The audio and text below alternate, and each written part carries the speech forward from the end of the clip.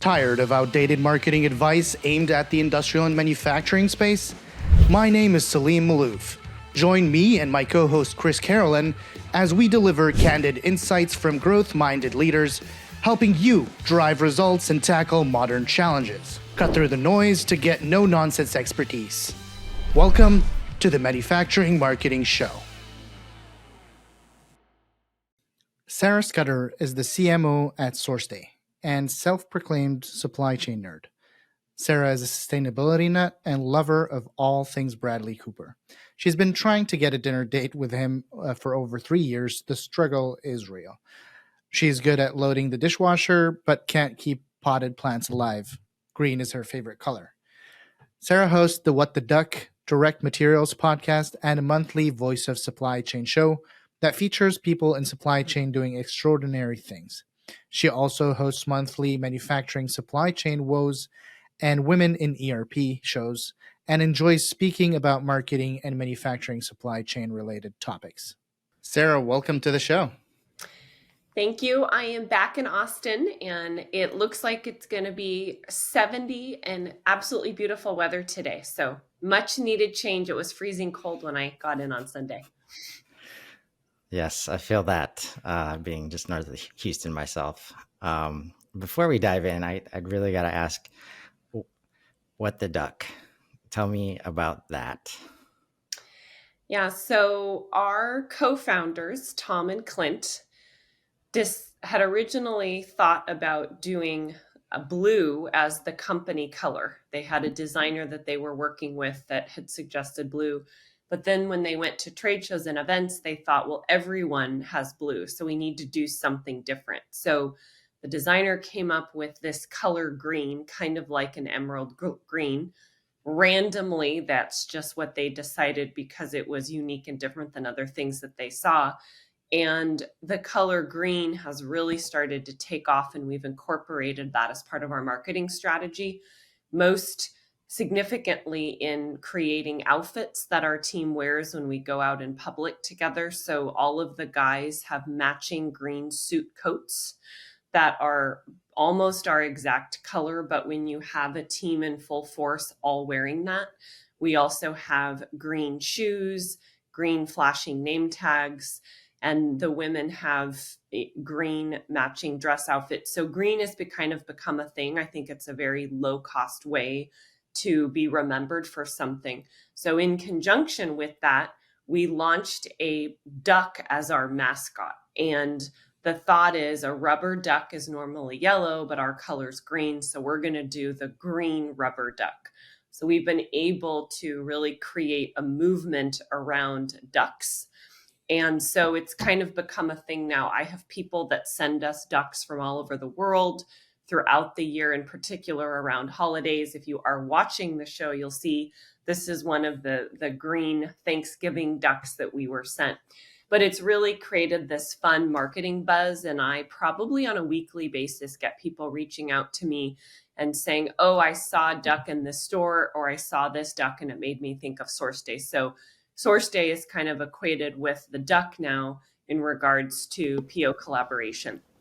So to piggyback off that, we launched a podcast last year, and in the theme of being a little more fun and edgy and trying to stand out in a more traditional industry, we decided to call our podcast What the Duck. I really love when, corporate marketing can have a little fun and have it pay off. Just experimenting a little bit can go a long way if we let ourselves, let our guard down and just have some fun. And my favorite color is green, so I'm totally in. I wear green whenever I travel. So if you see me out in public at events, you'll always know that I'm in green. It's kind of become my thing. So definitely low cost, big impact. Well done. Glad that's working out for you guys. Yeah. So Sarah, both me and Chris, we've been in the industrial space for a while. And we're very focused on the customer experience. And a lot of the times when customer experience breaks down, customers come to suppliers and say, hey, something's wrong here. It seems to be very ubiquitous to use supply chain as an excuse for projects breaking down. Can you tell us a bit more about why that is? Yeah, so go back in time about, let's say, 5 years ago. There was this culture that those working in supply chain, in particular in manufacturing and on the direct side, were what's called an I versus we approach. And what that means is I am the buyer, I control everything, I dictate and I tell you, the supplier, what to do, and you better to succumb to my requests, or I'm going to go pull my business and work with another supplier. So relationships in the past in some organizations were very one-sided. And what happened was COVID hit, and those buyers that treated their suppliers in the I versus we mentality were no longer the customer of choice when it came to PPE materials. So if I'm a supplier and I have limited supply of masks, of machines, different devices, things that are needed in an emergency situation, who am I going to prioritize giving these supplies to and fulfilling the order? I'm going to prioritize the organizations and the buyers that collaborated with me and treat me well and treat me as a partner. So it really brought to light these challenges in the buyer-supplier relationship when this COVID situation happened. And what it did is it really helped some organizations and buyers realize that they needed to pivot their old school strategy and adopt what I call a we strategy. And that's where I'm the buyer and I collaborate and work together with my supplier to accomplish whatever that end result is that I'm looking to accomplish. So to me, that's one of a really positive outcome that came from a very tragic, terrible situation, is that organizations realized they needed to have a supplier collaboration and supplier management strategy. To answer the other part of your question about why was supply chain blamed, supply chain was blamed because before COVID, a lot of things just worked. And executive teams didn't necessarily realize all that was involved in supply chain. So I'm an organization, I'm producing machines or a series of widgets, I need to get out the door, and everything always just works. I never really acknowledged, I never paid attention to it, things just happened. Well, then COVID hit, and all of a sudden our customer orders were not being fulfilled. And that's a big problem. I'm sitting on an executive team and we have angry customers that are screaming, we're not able to fulfill the orders, we're not able to bill, thus our revenue is impacted. So people went to their supply chain organizations and said, what the heck, what's going on? Why aren't we able to fulfill these orders? Well, when you deep dive, there were major challenges getting the parts and materials that manufacturers needed to actually produce the products to get out the door. It was several factors. It was availability of supply, so not actually even being able to get the parts and materials because factories were shut down, because your suppliers were not able to source and secure the things that they've normally been able to supply. The other piece of it was the transportation and logistics issue.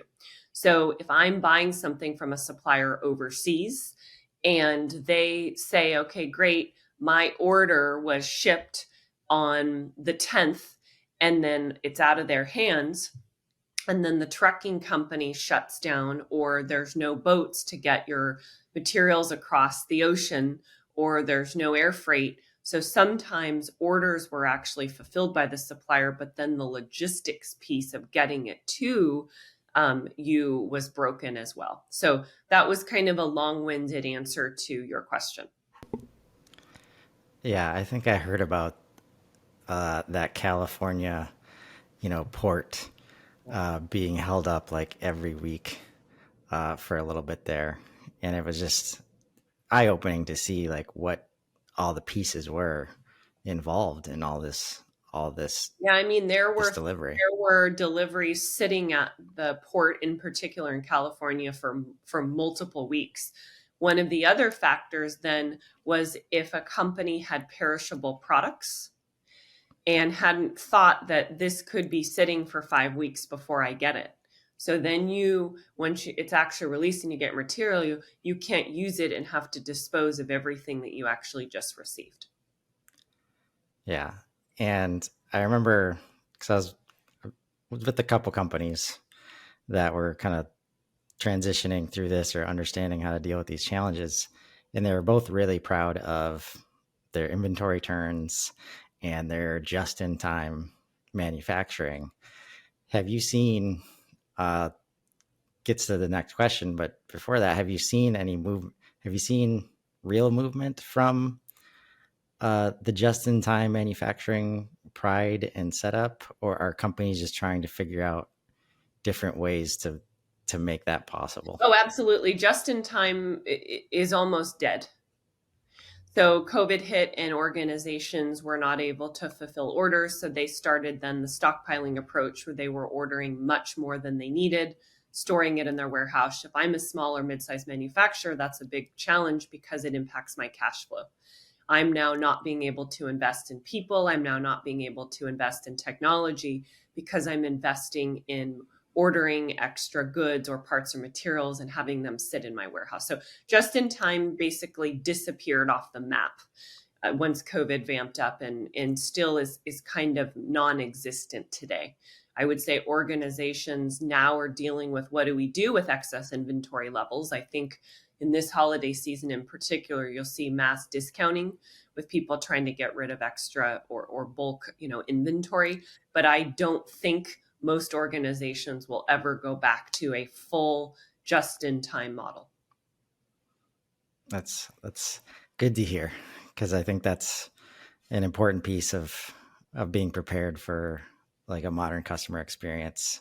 Is much more important to have the thing than it is to have it just in time. And to that, like, walk us through the importance of the connected system needed, because this is really, it's not easy. It's just new challenges where that the system that you're using is super important to, mitigate risk while also, taking advantage of opportunity, and knowing that it's not all just going to work like it used to. Right. And the connected system that, we like to talk about, it's very easy to leave out the purchasing, team in this, and just all of the quote unquote back end, not customer facing, however you want to refer to it. But that is a major piece of this. So take us through that. Yeah, so I'm going to answer this with my supply chain hat on when we're talking about connected systems, meaning how do we build a robust end-to-end supply chain where we have the first mile, which is getting your parts and materials for production, through the last mile, which is actually getting your product out the door and to the end customer. So most organizations have what's called an ERP, an enterprise resource planning software. And that is kind of like your central source of truth. And that's where you cut your purchase orders. So if I was going to place an order for 2,000 ducks, I would go into our ERP system. I would issue a purchase order. I would send that purchase order to my supplier. So that then triggers them starting an order on their end to fulfill. Then you also have in the manufacturing space an MRP system many times. Now, sometimes this is part of the ERP system. So an ERP will have an MRP. In some cases, it's separate. But that is your material resource planning software. And what that does is that, in theory, tells you how much you should order and when you should order it. So it's going to say, okay, when inventory levels decrease to this amount, this should trigger a reorder. And based on historical data, you're going to need 50,000 screws. Well, one of the challenges with an ERP and MRP planning system is bad data. Oftentimes, your MRP and your ERP do not have good, clean data. So what does that mean?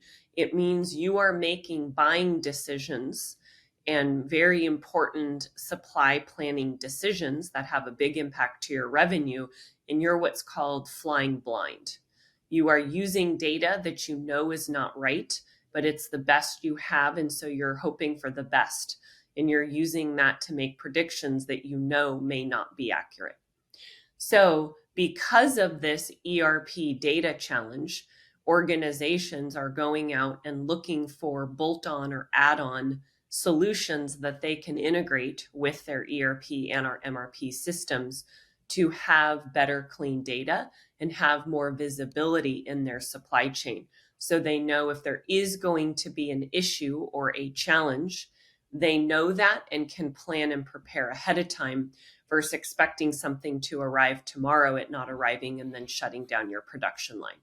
So where SourceDay, my company, plays is in the PO management space. So our software integrates directly with an ERP. It's what's called a two-way integration. So it allows us to push and pull data from the MRP, and organizations know that 100% of their purchase orders are delivered. Oftentimes, organizations are manually delivering purchase orders through emails that they're sending. Sometimes the emails don't go through, sometimes the emails get missed. And then you think you've placed an order and you didn't, and this can cause a big disruption in the supply chain. So one, knowing that 100% of your direct material POs delivered. And then the second piece is our data has shown that 52% of the time purchase orders have changes. Those are price changes, quantity changes, and or delivery date changes. So supplier gets the purchase order, but they can't meet the deadline, or they can only fulfill a partial order, or there's been a price change since then. So there's all this back and forth that happens between the buyer and the supplier. And if you don't have software to help you with things like this, you're using email and spreadsheets to go back and forth and manually capture all of this. And then the buyer and the supply chain team is manually going into the ERP, making updates to the ERP and the PO. Well, what happens is things get missed. And then your ERP isn't isn't updated accurately. Your purchase orders aren't updated accurately. And then you have bad data in your ERP, which means you may not get your parts and materials on time, which means your production line may not shut down and you may not be able to fulfill orders. So that's a little bit about the first mile and how it's really important to have technology connecting all the dots. Then the last mile piece is, okay, I have my product ready to go. How do I actually fulfill the order, and how do I get it to the end customer? So there's software around making sure you have a correct inventory levels and an inventory management tracking system.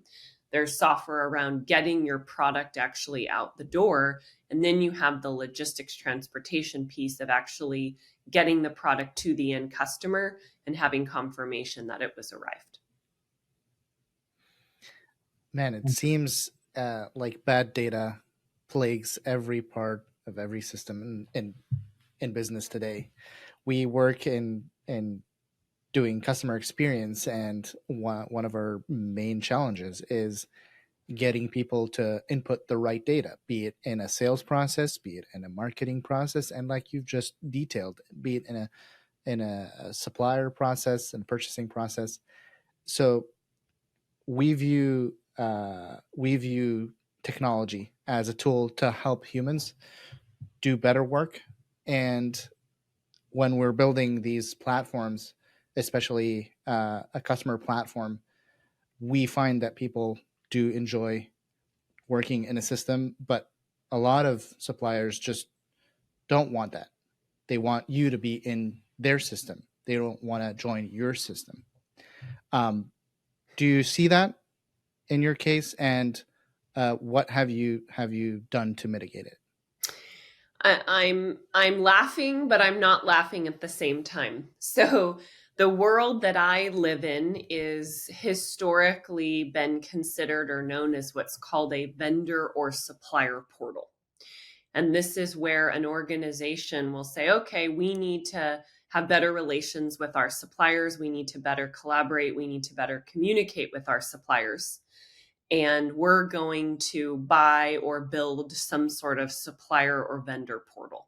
Well, the challenge with that is the adoption piece. I'm the buyer and I provide this portal to our suppliers, and I'm the supplier and I say, I don't want to learn a new process. I don't want to adopt a new system. I already have to use 15 different systems on a daily basis. If I have to use one more, I'm going to bust. So the challenge is, if there's not enough value in the process and in the technology for the supplier, they're going to refuse and they're not going to adopt this new system. Now, I will note, if I am Coke or I am Dell or I am Apple, and you are one of my largest major suppliers and you tell me to do this, I'm going to do it, because you make up a significant portion of my revenue and I want to keep you happy. Well, that's great for the massive, massive enterprise companies and their large suppliers.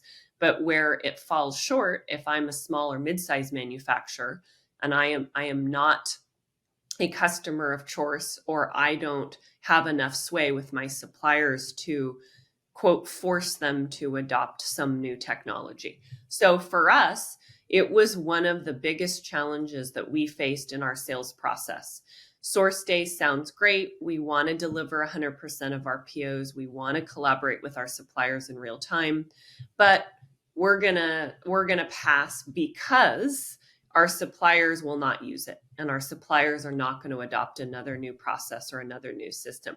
So what we did is we got really creative this year, and we launched something called Unified Supplier Collaboration.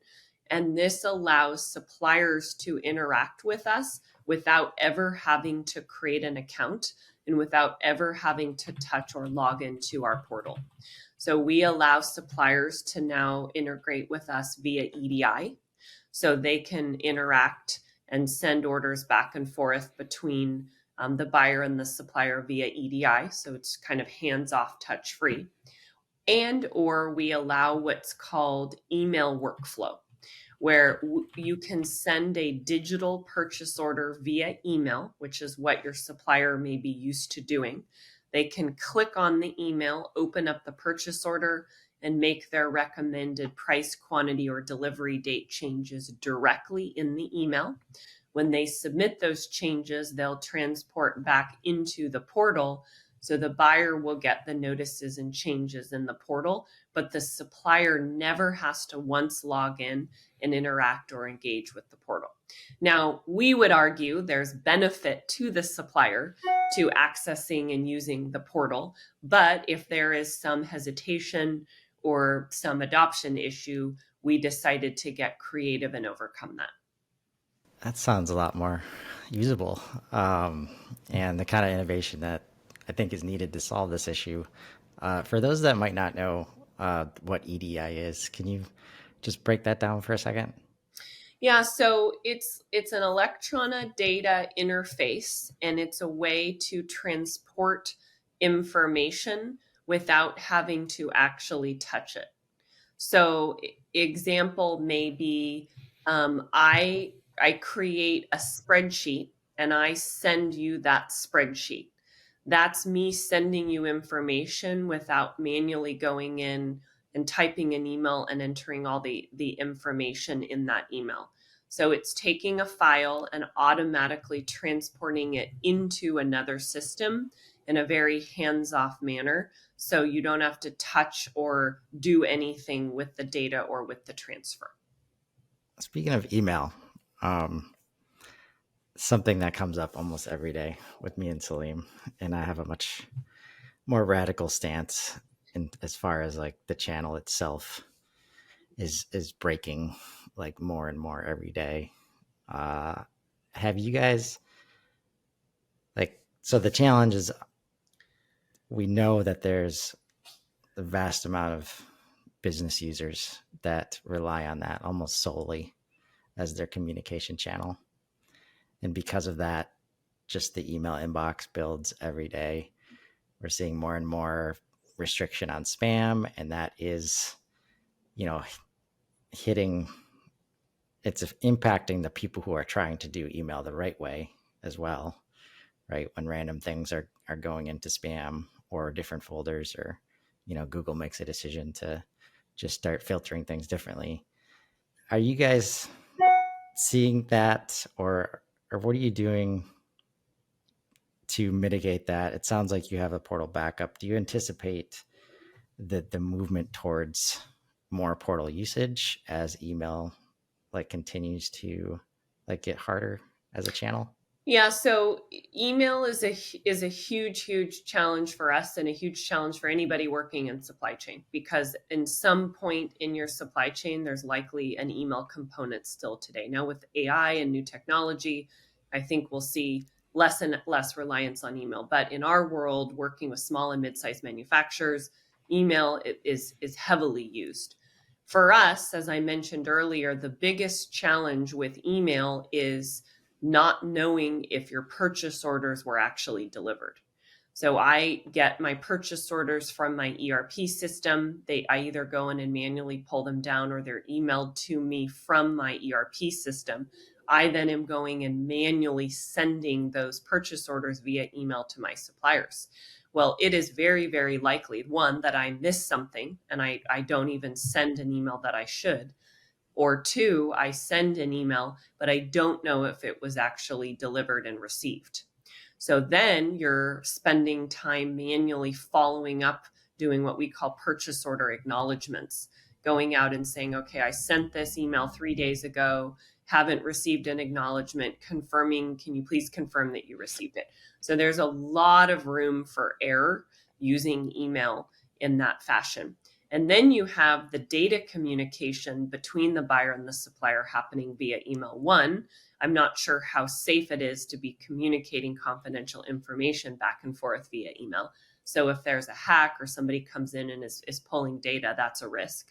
But then the other risk is that an email gets completely missed, changes don't get seen, and then your actual order of parts or raw materials doesn't arrive and impacts your supply chain. So all of that ties to email challenges. For us, the question you just asked was around pulling back and having less reliance on email. The answer is absolutely yes. Number one is EDI. I think we're going to see more and more companies move to an EDI, where you dropping data directly from one system into another without ever having to touch or use email to do that. Now, that is right now historically done with larger companies and larger suppliers, because there is a cost to do it.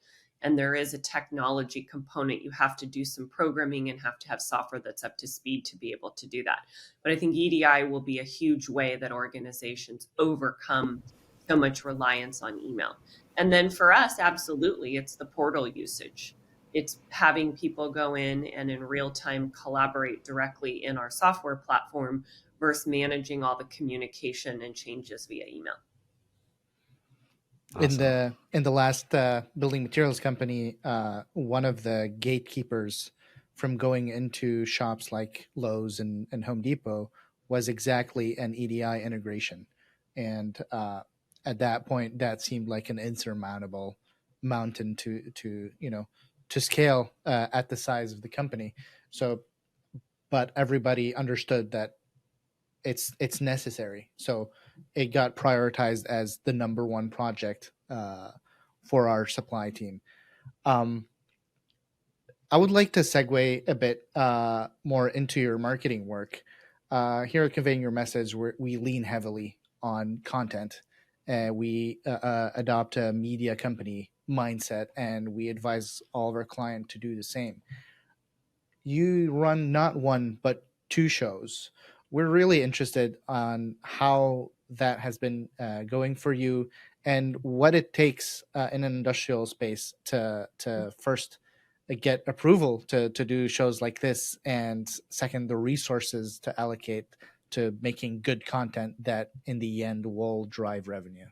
Yeah, so I'm a huge believer in a content-driven marketing strategy. That was definitely my style and what I've adopted as I've pivoted from being in sales into marketing. In particular, in our space, we are what's called a category creator. Nobody wakes up and says, I'm going to buy a PO collaboration software today. It's not something where there's a category that's been created like a CRM to me is a category. I know that category exists. When I get to a certain size or certain stage in my evolution as a company or as a leader, I'm going to go out and I'm going to search CRM solutions. So we are in an unknown space where we've built a solution to solve a problem that hasn't been an existing category. So in that world, it's heavy education. It's educating people on making them aware that they actually do have a problem, why it's a problem. And in our world, it's about cash flow, it's about revenue protection, and it's about the impacting the bottom line, right? Not just another tool or a nice to have, but this is something that you really, really need to have to meet your customer deliverables and meet your revenue targets. So for us, content strategy means a few different things. There's the written content, which we have what's called an integrated campaign strategy, where we pick product themes from our roadmap and we develop integrated campaigns around them, and we distribute our content in multiple ways. So that's through webinars, through email, through paid search, through paid social, through organic social. So that's one piece of it, is the integrated campaign, which involves a fair amount of written content, visuals, and visual component. Then you have what I call more of the brand awareness, brand activities, where we want people to know that SourceDay even exists, which we've had relative success with the color green, with our duck. We published a book telling our founder's story. So doing some activities to try to make people aware that SourceDay is even a thing and what it is that we're solving for. As a part of all of that, I have launched actually more than 2 shows, but I do believe in having video content and having dialogue with people as a way to convey messages and tell stories. I think storytelling is one of the most important things you can do as a marketer. I can tell you something, but if you hear it directly from a customer or directly from someone who's experiencing the pain, to me, it is much more powerful. So we do a few different things. One, we have our What the Duck podcast. We release a new episode every Wednesday morning at 7 a.m. This is a very niche podcast. It is targeted at people working in direct materials for small and mid-sized manufacturers.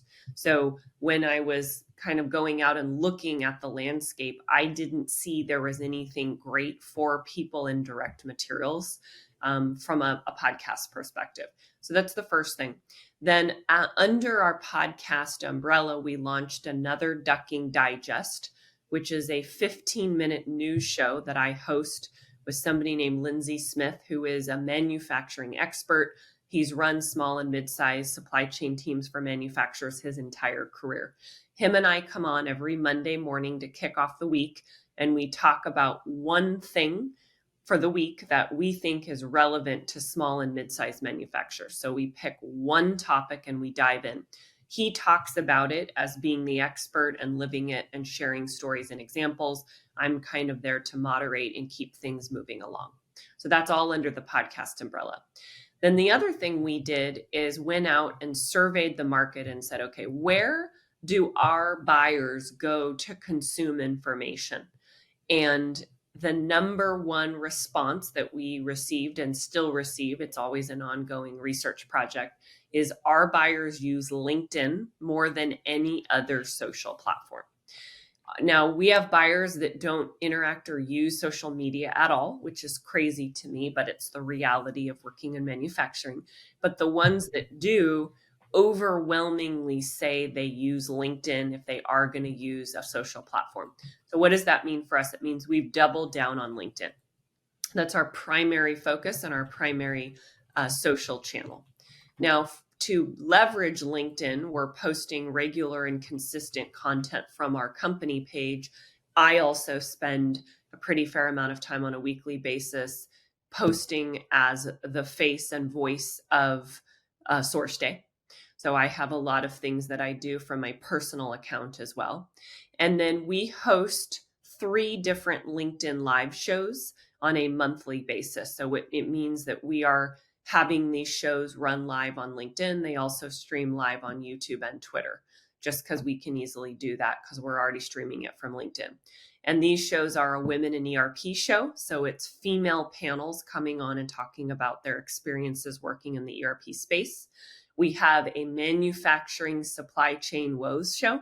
So I have leaders in manufacturing coming on and telling their train wreck and nightmare stories that they've lived through working in supply chain and manufacturing. So this is the ugly, ugly stuff, not the pretty stuff that we always hear about.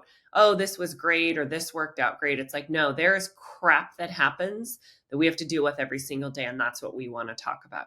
And then the third show is something that I host in conjunction with the Institute of Supply Management. It's an organization in our space known as ISM, and it's called The Voice of Supply Chain. And that's more of a podcast style format where I interview one person in supply chain that's doing extraordinary things, and they tell their personal story. So from childhood to where they are today. Yesterday, we hosted the show. Joseph Martinez was the guest. He's a former 3-time chief procurement officer and has had one of the most interesting lives I could ever imagine. He's grown up on an Indian reservation. He's a world-renowned artist, a canvas painter and a photographer, and has some of his art in a White House collection. So people like that who are working in supply chain, who are extraordinary people, but you don't always know and hear that personal story.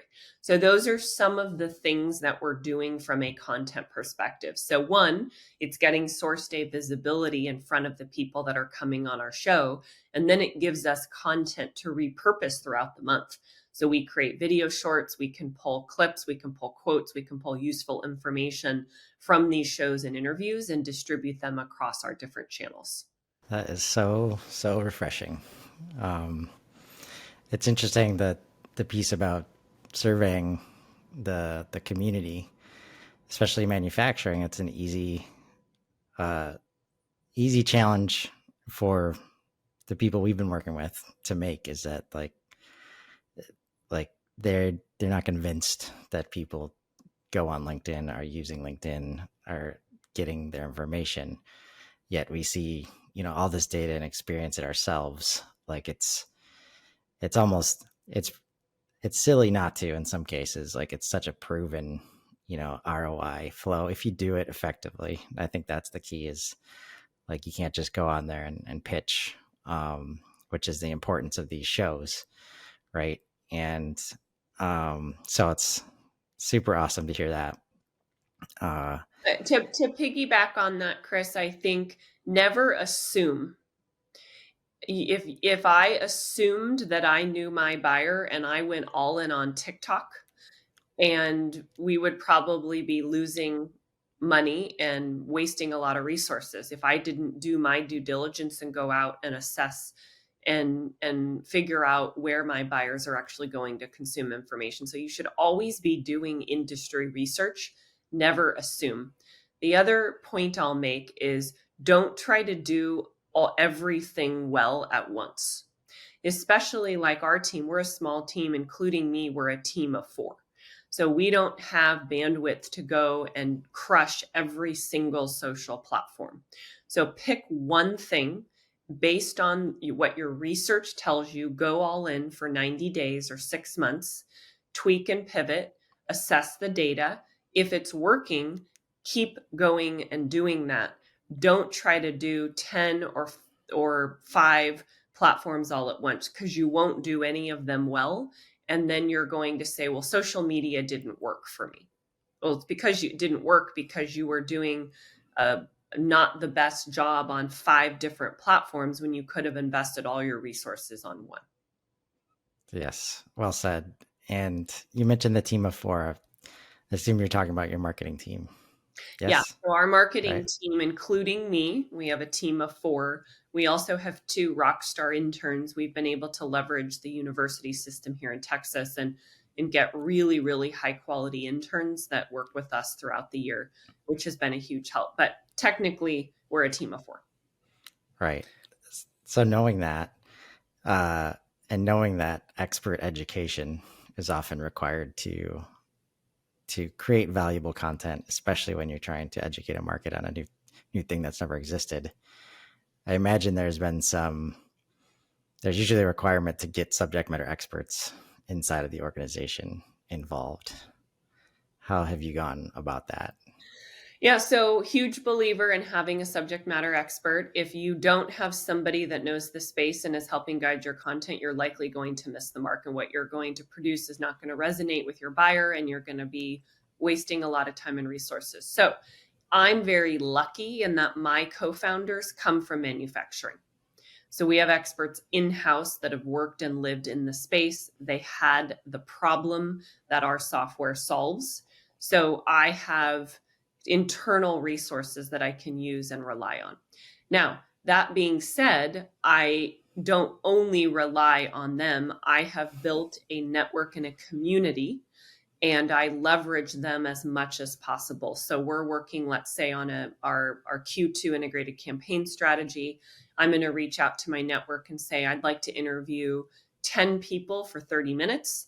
Here's what I want to talk about. Here's what I want to ask. Who would be willing to let me spend some time with them? So build out a really, really strong network of experts in your industry that you can rely on. Now, don't overuse them and every single day or every single week be asking for something. But if it's reasonable request and somebody respects you and trusts you and likes you, I think they would be willing to give you some time. I've had people reach out to me, for example, and ask for 20, 30 minutes of my time to give feedback on a topic. And most of the time, I will do it because I know what it's like, because I'm on the other side trying to do the same thing.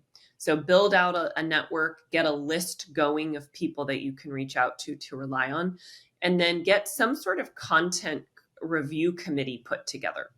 Whether that's a couple people internally, whether that's somebody externally, you should have somebody reviewing your content on a regular basis that knows the space to make sure it's hitting the mark. Sarah, you mentioned doing some activity on your personal profile as well as on the company profile. We've seen some challenge on trying to move some of this activity from company profiles to personal profiles when trying to talk to manufacturers.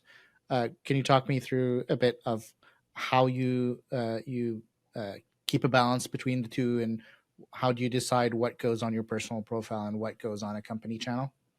Yeah, so I am very, very blessed that my boss, our CEO and co-founder, has given me a lot of creative leeway to let my voice and personality shine through publicly, which I know is not always the case where everyone's working. So I use my personality and my voice and tone in all of the content I create. I write 100% of my own LinkedIn posts. I'm not going out and using a third party to create the content. This is stuff that I write myself. So one is every post I write, I make it human. It's me. It's, hey, I had COVID 2 weeks ago and I feel like crap, and that's what I'm going to write and post about. It's, I had a really crappy week. Here's why it was crappy, and here's the issue that I had to deal with. So I write very raw, personal, human posts that people can relate to, and people feel like they know me as a person, even if they don't really know me. And I tie in information about manufacturing and supply chain and SourceDay throughout the posts.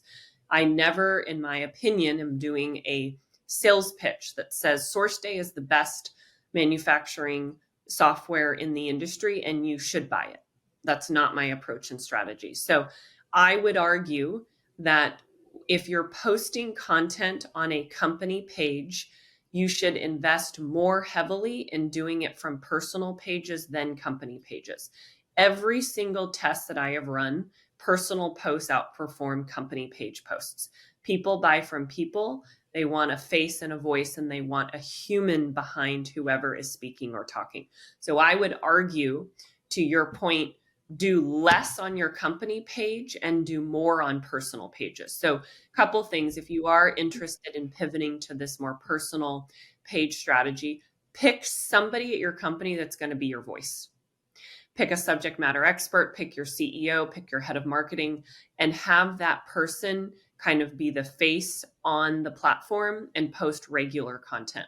Then hopefully by doing that, other employees will see it and be inspired to also post. I wish everyone at our company posted on LinkedIn 7 days a week.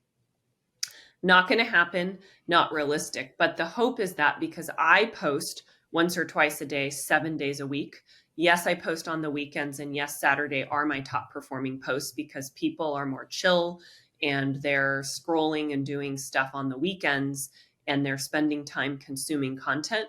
And people post less on the weekends. So the people that do post your content gets more engagement and more views. Side note. Going going back to what I was saying is that because I post 7 days a week, once or twice a day, I am hoping that it encourages our employees to also post on LinkedIn as well. I'm not going to force it. You can't mandate it, but you want to lead by example. And then the other part of your question is what content to post. Post stories and examples. Be a storyteller. So if you go look at the post that I did yesterday, it's actually a real life story from our customer, Keith Johnson. And I interviewed him, and of course, I got his permission to share this story. And it's his story about what his life was like before he used our software. And then not only am I telling the story, but he agreed to take some funny pictures for me of him being stressed out, pulling his hair out, having these really frustrated faces at his computer. He sent those to me, and now I have a series of posts that I can do with a real life customer with a picture and his story. Chris, I don't think we could have said it any better, and it kind of makes me wish that Sarah was in every conversations we're having with industrial leaders, because this is exactly what we want leaders to do, and yet they seem to shut it down. A lot of it is, HR employee risk related, but we also have other, data points that show that the upside for the company is much higher than whatever perceived risk these leaders see by empowering their subject matter experts profile, or their employees profile. And So like you said, a little tip, if you're not already doing this, when you're talking to these your prospects or your customers, add a required field on every single form on their websites called "How did you hear about us?" Yes. yes. So you will be able to see over time what people are saying. And for us, our contacts and leads, which we track separately in Salesforce, in the top 3 of all of our form fills, LinkedIn is in the top 3. So that's one way to show the data. Also look at the website traffic. Pull all the data from G4, break it out, give your clients a template, and then do your LinkedIn strategy for 90 days and look at the difference in the website traffic before and after. That's exactly. I think we follow the same the same people on LinkedIn, because we love the "How did you hear about us" play. I just want to say, like, it's a beautiful thing what you're doing over there. For me, it's like you get the pictures from the customer when you truly are a partner to the market, to the audience, and removing the barriers of supplier and vendor and all these labels that just dehumanize, the whole process. And people are starting to talk more about, partner led, go to market, or near bound, all these terms where it's just like, can we just be humans to each other? And this is what partnership is. It's giving to get, and we know everybody's going to go back and forth with that. So those results that you're getting, and with the customer engagement, that you're not getting lucky like overnight with that. It's through all the things that you've been mentioning, and it's just a beautiful thing. And I commend you for the work that you're doing over there. Yeah, and I would encourage, if you are working in the manufacturing space and trying to figure out your social strategy and want to learn how to better leverage LinkedIn, feel free to follow me, connect with me. I'm happy to set up some time to talk about best practices, things that we've done that didn't work as well. It's important to know, like, where did we fail and what did we learn from it, but also some of the things that are working for us. And going and looking at some of my posts could also maybe trigger and spur some ideas as well. Sarah, thank you so much for being on the show today. This was a really breath of fresh air seeing industrial marketing done right. I know you mentioned your LinkedIn, but where can people find you and your company? Yeah, so best way to find me is just type in Sarah Scudder on LinkedIn. You'll see the green header image and the green behind my headshot. Company page, SourceDay. We're also very, very active from our company page on social media. Website is sourceday.com. And we also have invested pretty heavily in video content. So you can also check out our YouTube channel at sourceday.com for some of the fun and creative stories and thumbnails that we've been producing and using to tell stories this year. Thank you again for being on the show. And thank you for everyone who's listening. See you in the next one.